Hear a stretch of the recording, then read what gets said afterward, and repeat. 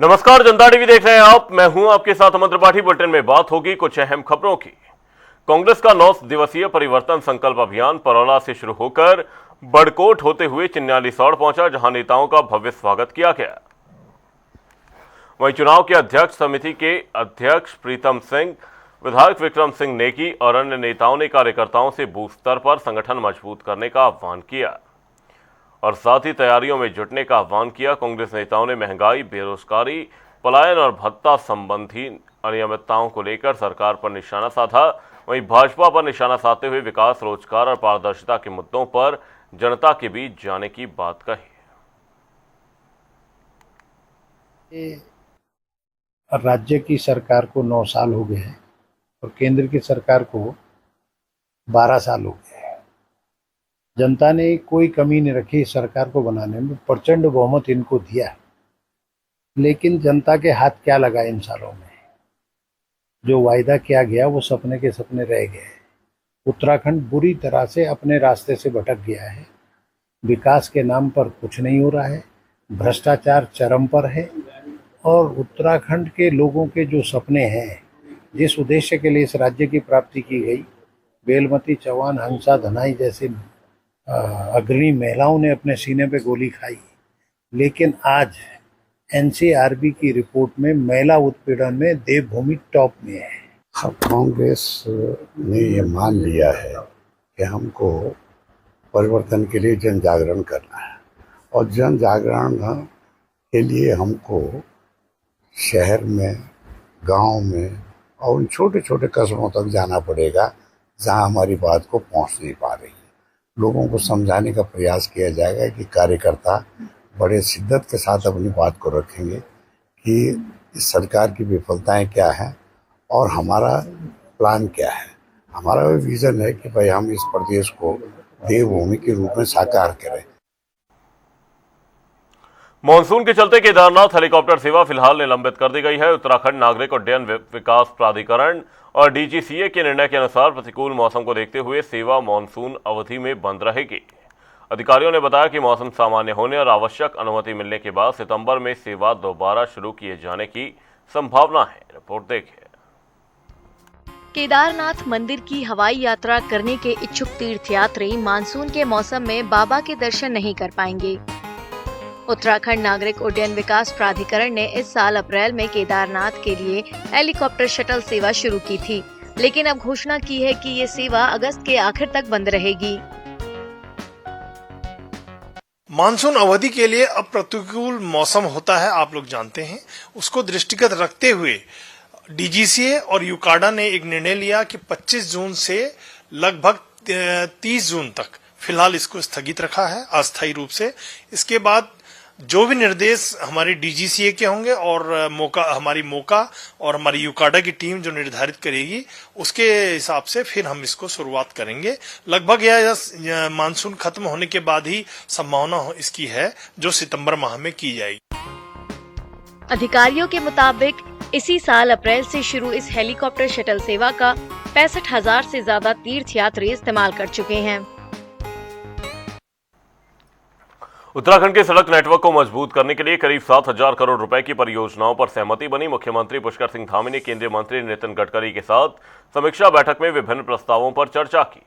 CRIF के तहत 750 करोड़ और एनएचओ के तहत 2,966 करोड़ रुपए की 5 प्रमुख परियोजनाओं को मंजूरी मिली। श्रीनगर, लोहाघाट, पिथौरागढ़, हरिद्वार और कोटद्वार बाईपास सहित कई परियोजनाओं को हरी झंडी मिली। कैबिनेट मंत्री सौरभ बहुगुणा ने सितारगंज नगर पालिका परिषद में 7 करोड़ रुपए की लागत से बने 52 विकास कार्यों का लोकार्पण किया। इस अवसर पर पालिका अध्यक्ष सुखदेव सिंह और बोर्ड ने उनका स्वागत किया। मंत्री ने कहा कि पालिका बोर्ड ने 1.5 वर्ष में सभी को साथ लेकर विकास कार्य किए हैं और जल्द ही पार्किंग नगर पालिका को सौंपे जाएंगे। उन्होंने विकसित सितारगंज को उत्तराखंड की टॉप 3 विधानसभा बनाने का लक्ष्य बताया। अध्यक्ष सुखदेव सिंह ने निष्पक्ष विकास का भरोसा दिलाया। जैसा कि आप लोगों को सबको मालूम है, निर्माण कार्य और जो भी नाली, खंजा, सारे काम पहले से ही युद्ध स्तर पर होते आए हैं। अब भी हम लोगों ने एक साथ सारे 52 कामों को निकाला टेंडर, जो लगभग 7 करोड़ के हैं। जो वार्ड नंबर 1 से लेकर 13 तक सभी वार्डों में काम होने हैं, जिनका आज माननीय मंत्री जी द्वारा शिलान्यास किया गया है। तो बधाई दूंगा उनको, हमारे चेयरमैन सुखदेव भाई को और समस्त मोर्चा सभासदों को, जिन्होंने भारतीय जनता पार्टी का जो मूल है कि सबका साथ, सबका विश्वास, सबका विकास और सबका प्रयास, उस पर काम किया है। और सारे वार्डों पर कहीं ना कहीं हर समाज को साथ लेकर काम करने का इन्होंने बीड़ा उठाया था, उस पर ये आगे बढ़े हैं। 6 करोड़ 82 लाख रुपए के 54 काम आज यहाँ पर स्वीकृत हुए हैं और उसका शिलान्यास आज हमने किया है। इससे सितारगंज नगर पालिका को राहत भी मिलेगी, जहाँ पे लोगों को तकलीफें थी वो तकलीफें भी दूर होंगी।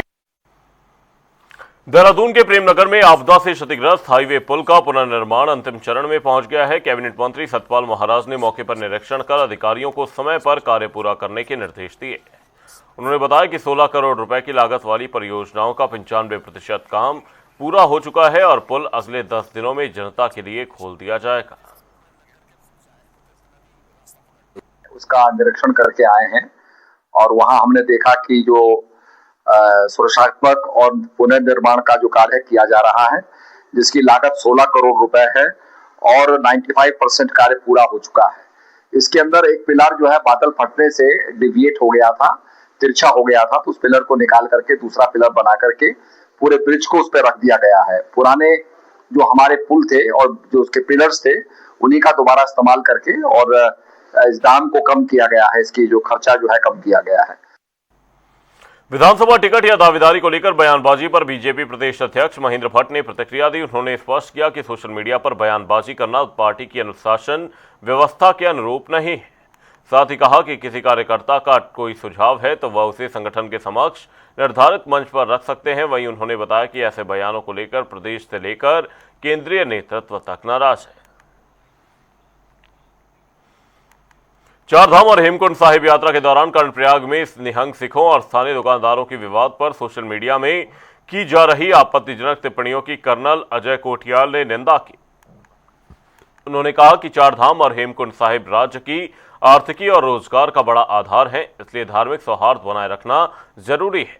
उन्होंने कहा कि कानून व्यवस्था की चुनौतियों को प्रशासन संभाले, जबकि सेना, धर्म और ऑपरेशन ब्लू स्टार जैसे संवेदनशील विषयों या राजनीति या भड़काऊ टिप्पणियों से बचना चाहिए। पहले तो देखो सोशल मीडिया क्या हो गया है आज। हम बोलते हैं डेमोक्रेसी है, डेमोक्रेसी में हर किसी को बोलने का अधिकार है। अब बहुत सारे लोग ऐसे हैं जो हमारे साथ में, जब मेरे को याद है जब हम छोटे होते थे और हम तैयारी कर रहे थे सेना में जाने की या नौकरियों में, तो ये लोग भी ना कोशिश करते थे, लेकिन ये निकल नहीं पाए।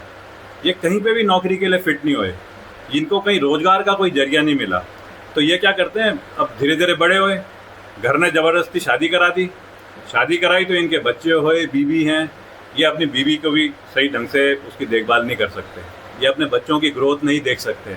ये ना हताश प्रवृत्ति के लोग हैं समाज के अंदर। देहरादून के एमजे टावर स्थित एक रेस्टोरेंट की पार्किंग में युवक प्रियांश जैन पर कथित जानलेवा हमले के मामले में कोतवाली पुलिस ने एफआईआर दर्ज की है। पुलिस ने आसिफ बाबा, आशीष बजरंगी, कार्तिक बजरंगी और जावीद भाटी समेत कई नामजद और अज्ञात आरोपियों के खिलाफ मुकदमा दर्ज कर जांच शुरू कर दी है। शिकायत के अनुसार मारपीट के दौरान धारदार हथियार से हमला किया गया, जिससे पीड़ित के सिर, चेहरे और कान में गंभीर चोटें आई।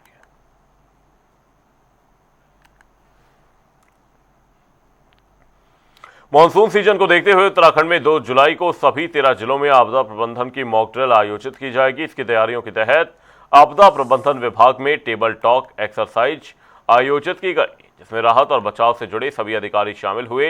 वहीं सचिव विनोद कुमार सुमन ने विभागों की तैयारियों की समीक्षा करते हुए कहा कि आपदा से निपटने के लिए बेहतर समन्वय सबसे महत्वपूर्ण है। उन्होंने कहा कि मॉक ड्रिल से विभागों की कार्यक्षमता और तालमेल मजबूत होगा। देखिए, तैयारी हम लोग लगातार करते रहते हैं, तैयारी कभी परफेक्ट नहीं होती है, लेकिन हमारी पूरी कोशिश ये रहेगी कि हमारे लोग पूरी तरह से तैयार रहें। हर एक आदमी को पता हो कि इसको क्या करना है, किससे बात करनी है, किस संसाधनों के साथ जाना है, जब कभी आपदा आती है कितनी देर में कहाँ एकत्रित होना है, उसके बाद कैसे मूव करना है और क्या क्या उपकरण साथ में ले जाना है, किन अधिकारियों को साथ में ले जाना है। जितनी क्लैरिटी रहेगी, जितना हम अच्छे तरीके से बता पाएंगे, लोगों को सिखा पाएंगे आपदा के समय, उतना अच्छे तरीके से हम काम कर पाएंगे। आपको याद होगा कि 9 तारीख को जब माननीय मुख्यमंत्री जी ने मानसून की तैयारियों की बैठक लिया था, तो उसमें यह निर्देश दिया था कि आप मॉक ड्रिल कराइए सभी जनपदों के साथ में, उसी के अनुपालन में हम लोग आज टेबल टॉक एक्सरसाइज कर रहे हैं। 2 जुलाई को हमारी मॉक ड्रिल प्रस्तावित है। यह मॉक ड्रिल सभी 13 जनपदों में की जा रही है। किसी जनपद में 4 स्थान हैं, कहीं 5 हैं, कहीं 6 स्थान हैं। कुल 66 प्लेसेस पे हम लोग मॉक ड्रिल करने जा रहे हैं। उसकी तैयारियों के बारे में बैठक की जा रही है। इसमें खास बात यह है कि हमने इस बार उन प्लेसेस को चुना है जहां पर आमतौर पे मॉक ड्रिल नहीं। मानसून के आने से पहले आपदा विभाग चौकस नजर आ रही है।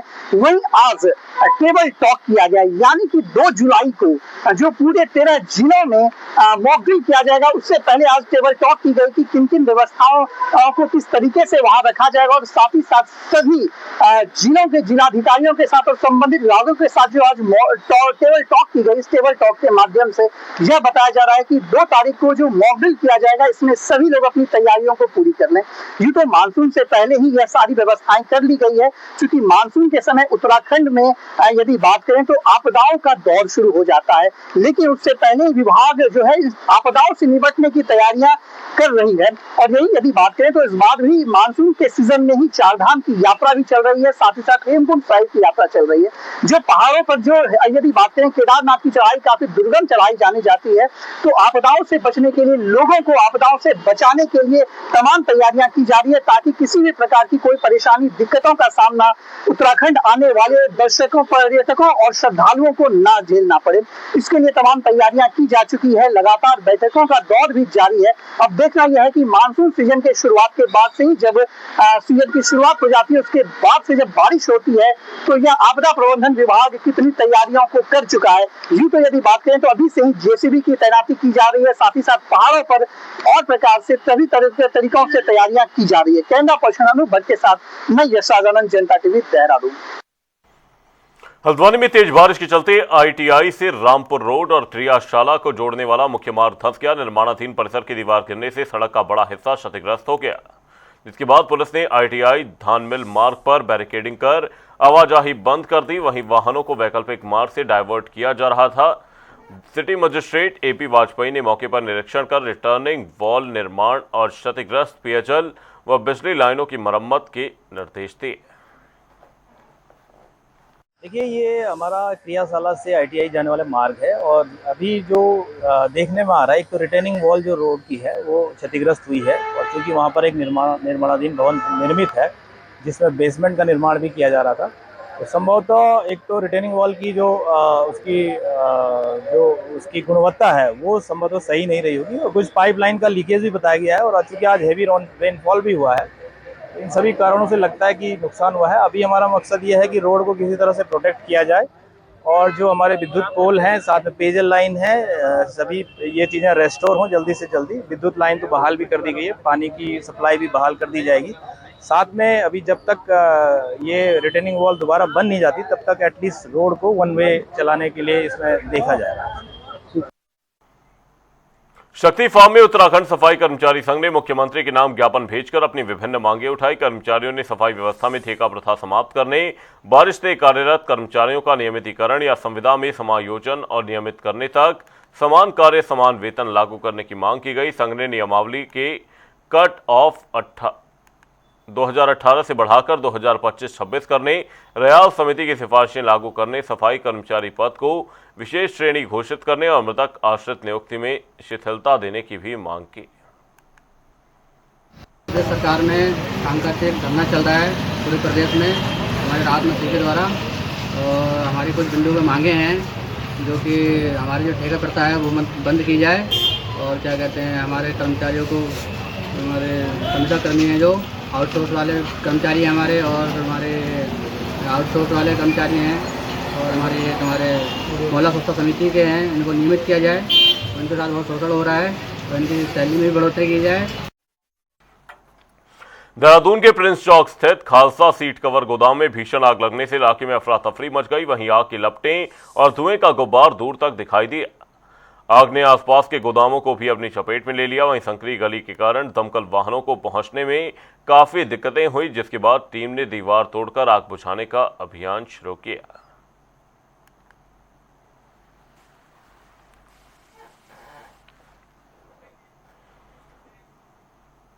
हरिद्वार के इंडस्ट्रियल एरिया स्थित श्री हरिद्वार आश्रम में जमीन पर सो रही 19 साल की वंदना को कोबरा ने डस लिया। वहीं तबीयत बिगड़ने पर परिजन तुरंत अस्पताल लेकर पहुंचे, जहां उसका उपचार जारी है। डॉक्टरों के अनुसार युवती की हालत स्थिर है और उसे 48 घंटे तक निगरानी में रखा जाएगा। वहीं सूचना पर पहुंची वन विभाग की रेस्क्यू टीम ने फिलहाल सांप को पकड़कर सुरक्षित जंगल में छोड़ दिया है।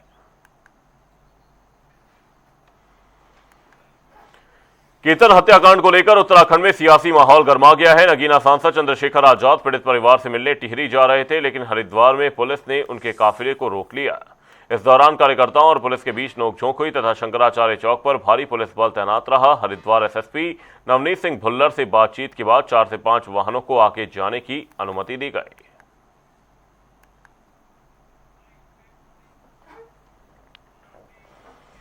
केतन हत्याकांड के पीड़ित परिवार से मिलने टिहरी जा रहे आजाद समाज पार्टी और भीम आर्मी के कार्यकर्ताओं को हरिद्वार के शंकराचार्य चौक पर पुलिस ने रोक दिया।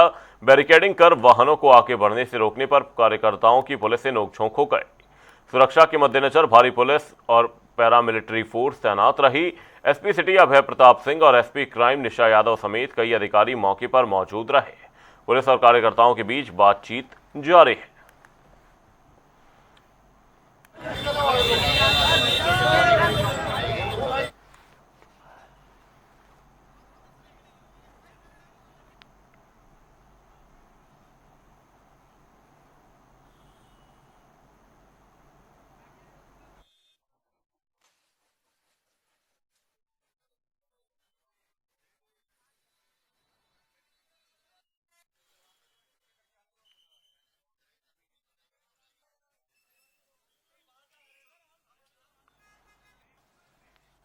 वक्त एक छोटे से ब्रेक का। ब्रेक के उस पार जल लौटेंगे।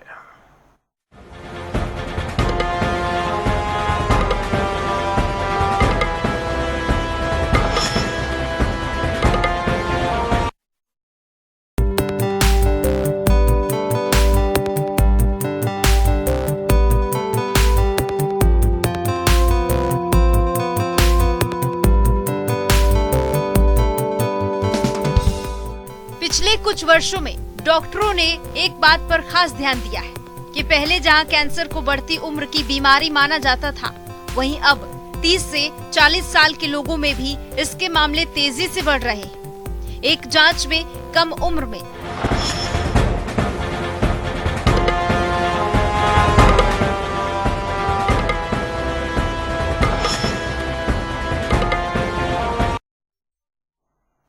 ब्रेक के बाद आपका स्वागत है। आप देख रहे हैं जनता टीवी। रुक करेंगे अगली खबर की ओर। देहरादून में मौसम ने अचानक करवट ली और काले बादलों के बीच तेज बारिश शुरू हो गई। बारिश से तापमान में गिरावट दर्ज की गई, जिससे लोगों को गर्मी से राहत मिली। वहीं मौसम विभाग ने पहले ही देहरादून समेत टिहरी, नैनीताल, चंपावत, पिथौरागढ़ और बागेश्वर जिलों में हल्की से मध्यम बारिश की संभावना जताई थी। विभाग ने लोगों को मौसम को लेकर सतर्क रहने की सलाह दी है। हरिद्वार पुलिस ने कोतवाली श्यामपुर क्षेत्र में नकली नोट बनाने वाले गिरोह का भंडाफोड़ कर 3 आरोपियों को गिरफ्तार किया। वहीं पुलिस ने उनके कब्जे से 50,000 रुपए के जाली नोट, लैपटॉप, प्रिंटर और नकली नोट छापने में इस्तेमाल उपकरण बरामद किए। एसपी क्राइम निशा यादव ने बताया कि लालढांग तिराहे के पास घेराबंदी कर आरोपियों को पकड़ा गया।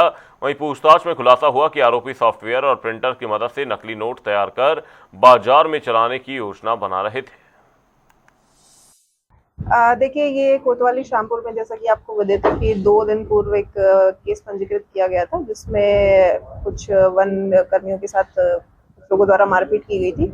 उसी क्रम में उन लोगों से कुछ नकली नोटों की बरामदगी हुई थी। उनकी जब इसी केस में फर्दर इन्वेस्टिगेशन की गई तो पता चलता है कि उनके और भी साथी इन्वॉल्व है। इस संबंध में जो कोतवाली श्यामपुर द्वारा फर्दर इन्वेस्टिगेशन जाके जब की गई तो पता चला कि 3 लोग, अन्य जो बिजनौर के 2 बिजनौर के और एक श्यामपुर का रहने वाला है, वो इस तरह के फर्जी नोटों का प्रिंटिंग और ये करते हैं। उन्हें सूचना मिली कि ऐसी गाड़ी से उनका ट्रांसपोर्टेशन किया जा रहा है। तब जब इस गाड़ी को इंटरसेप्ट किया गया तो उस गाड़ी से करीबन 52,000 के प्रिंटेड नोट्स मिले, जो शीट्स में थे, जो अभी तक कटे नहीं थे। इसके साथ साथ ही एक लैपटॉप और 2 प्रिंटर्स की भी बरामदगी हुई। प्री मानसून की बारिश ने हल्द्वानी में भीषण गर्मी से राहत तो दी, लेकिन प्रशासन की तैयारियों की पोल भी खोल दी। तेज बारिश के कारण शहर के कई इलाकों में अव्यवस्था फैल गई और जज फार्म रोड पर दीवार गिरने से आवागमन बाधित हो गया। अपर जिलाधिकारी विवेक राय ने कहा कि यह प्री मानसून बारिश है और मानसून से निपटने के लिए सभी तैयारियां पूरी हैं। वेदर फोरकास्ट के अनुसार यद्यपि मानसून ये नहीं है, अभी ये प्री मानसून है। अभी मानसून 1-2 दिन के अंदर हमारे राज्य में प्रवेश करेगा और निश्चित रूप से हमारी तैयारियां हैं। जैसा कि आपने देखा है, समय समय पर जिलाधिकारी महोदय ने सारी जो है टीमें जो मानसून में जिनको सक्रिय रहना चाहिए उसकी बैठकें लेकर के उनकी जिम्मेदारियां फिक्स करके जो नगर पालिकाएँ हैं उनके स्तर से तली झाड़ नालियों की सफाई करा करके व्यवस्थित किया है। निश्चित रूप से इन तैयारियों का हमें लाभ मिलना चाहिए। थोड़ी बहुत जो है अगर कोई कमी रह गई है तो विभाग इस आज की बारिश से सचेत होते हुए अपनी तैयारियों को और सुदृढ़ करेंगे। बुलेटिन में फिलहाल के लिए सिर्फ इतना ही, रुकेंगे एक छोटे से ब्रेक के लिए। देखते रहिए जनता टीवी।